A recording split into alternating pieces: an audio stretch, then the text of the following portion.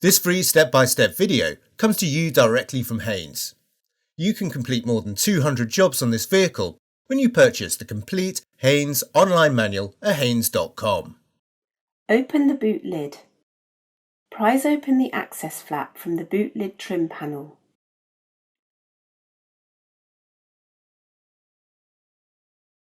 Rotate the bulb holder and remove it from the light unit.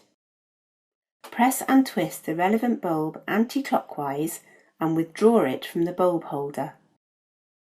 Note that the bulb in need of renewal has offset pins at the base. Keep this in mind when purchasing the new bulb. Fit the new bulb into the bulb holder, pressing and twisting clockwise to secure it. Insert the bulb holder into the light unit and rotate it until it is secure. Refit the access flap to the trim panel.